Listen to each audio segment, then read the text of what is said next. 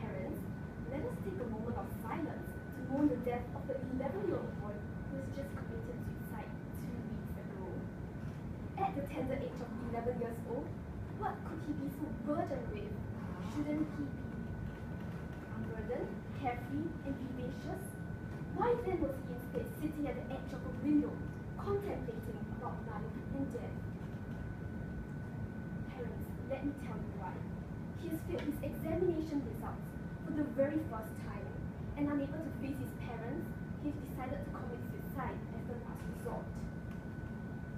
I'm sure you've heard of Singapore's education system being lauded as one of the best, and even the world class. However, it is unfortunate or even ironic that beneath this education system lies a highly stressful culture that's causing many students like you and me to suffer. Indeed, this has been so serious that Samaritans of Singapore have stated that 2 young people aged between 10 to 19 years old kill themselves every month. And why? Because of high academic pressure and high parental stress. Next, parents, I'm sure you are very invested in your child's education, and indeed, we do not blame you for this. But we want you to understand that it is the way the education system is being designed that is causing you to act in ways that are very stressful towards a child's education. One example is in which the way the PSLE grading system is being designed. The PSLE grading system actually places undue emphasis on grades, and as a result, it does not focus on a child's other strengths or talents. And you parents have exercised a tighter grip on your child's studies by wanting him to score better and better after each subsequent exams. And finally, in the PSLE, you want him to score his very best.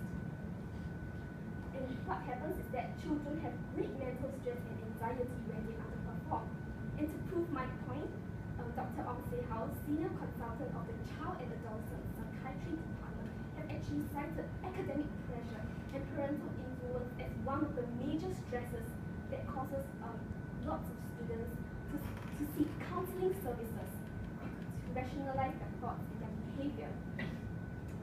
Next, while you may be happy that finally the new PSLE system is going to change and is going to be implemented in 2021, but I beg you to think again, because the new PSLE system is actually counterproductive in reducing stress. As you can see, under the new system, the PSLE marks are actually computed under band levels known as achievement levels. And it's actually a very similar way of computing the O-level scores. But the narrowly differentiated band gaps among the top mark range actually makes it very hard for students to score better. As you can see, a 75 mark under the old system, which would already score an A, will now only receive an achievement level of 4 under the new system, which makes it less than ideal. We can anticipate that you parents will be more anxious to push your child to the top mark range, causing your child to suffer from even greater stress. And as you can see, the very rigid marking system of the PSLE is causing you parents to act in ways that are very stressful towards your child. But fret not, parents, all is not lost, because our group is going to implement a solution that is feasible and well within your means to take to allow your child to have a less stressful and more holistic development. Yes, all is not lost. I'm sure most of you are familiar with the term tiger parenting, which is coined by Dr. Amy Chua in her book, The Better Him of the Tiger Mother. And maybe some of you are familiar with this parenting technique. Sitting next to your child while he's studying, expecting him to get nothing less than 90 marks. And most importantly, you breathe them down their necks. But let me tell you what, it is time to throw away all these tiger parenting methods. What children need is a caring, supportive, and loving parent. And this implies that you give them more freedom and ownership in their studies. You let them explore this world on their own. You let them do things they are truly passionate about, and you let them find their strengths and niches. And by doing so, it also helps to boost their confidence. But the reason why I say this is because the relationship between a parent and child is just like flying a kite. Sometimes you need to slacken your hold of the string for the kite to fly, but sometimes you need to make the string a little tauter to prevent it from crashing. Parents, it is very important that you do not completely let go of your child. It is important that you tell them that you will be by their side no matter what happens, because children will be lost without your influence. Parents, it is very, very important that you remind your child that you have faith in them. You believe that they can be responsible for their lives. Because as Dr. Seuss once mentioned, we have brains in our head, we have feet in our shoes, and we can steer ourselves in any direction we choose. So, you must have faith in them. But by having faith, it isn't just about words, it's about proving it in your actions. And one of these actions could be reducing tuition level. And I can see all your eyebrows raising, but wait a moment, let me show you these statistics. A research conducted by Straits Times and Nexus really shows that 8 in 10 parents with children in primary school actually send their kids for private tuition. But only 1/3 of all parents see a significant improvement in their academic results. And this isn't making any sense at all. Why are you sending your kids for tuition when there isn't an improvement in academic grades? An NTU economic professor, Houston Hua, explains that it is because you parents are afraid of losing out. You do so because of pressure and competition. But is this really, really beneficial for your child? Now let me share with you a personal example. When I was 9, my mom sent me for math, English, and Chinese tuition, and I absolutely detested all these tuition sessions. It meant more homework and less free time. And for a child, this is the worst kind of combination you can ever give to you. But some of you may be thinking, maybe what my parents have done is right. But research has shown that play, on the other hand, is more important for a child's development. Play helps to boost their confidence, it reduces stress level, and it also helps to promote better adaptability and resilience. Education isn't just about tuition. Education is about the process of learning, enjoying, and experiencing life. But tuition isn't going to give you all this. You need play, and play is going to be very important. But parents, you can do so by changing your mindset. And if you change your mindset, you can change the life of your child. Now, I've heard us talking about the various solutions that we want to implement in our project. But what does all of these solutions have meaning on our children? What impact does all the solutions have? Well, let's go back and remember what she said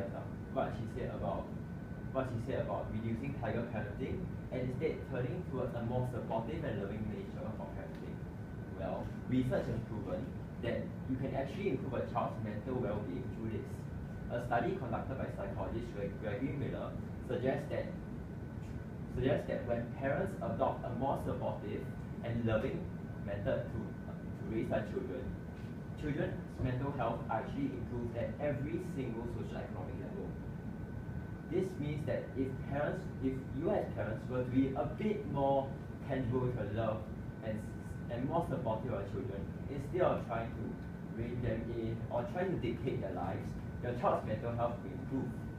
Well, next, we also did mention about the need to reduce tuition and instead encourage holistic learning by letting children take up their passions and by letting children take up various other interests apart from tuition. Well, the reason for this is that children can actually pick up new skills and values and life lessons through all of these activities, something that I believe that tuition is not able to give. A study by J.R. Linger showed that children who pick up sports externally can increase their self-esteem, can learn to work together as a team, and also lower the chance of them falling into bad company. This is surely something that cannot be found if a child only goes for tuition as their external activity. Therefore, we believe that, and I could go on and on about the various advantages about taking art, music, other interests, but that'll take too long, right? Yeah. So basically, if you let your children take up other activities, they will stand to gain so much more values and life lessons, other than just sitting in an empty classroom, just staring at a whiteboard and copying down at the sums. You know what I mean, right? Yeah. So now you must be thinking, these policies do sound good, but I'm afraid of taking it up. I'm worried about taking this first step. Why not I let other parents do it first before I take this step? But the truth is, one parent alone is not enough to make a substantial impact. We need the collective action of many parents to make that impact. And then now you may be asking, how are we too sure that we can make this impact?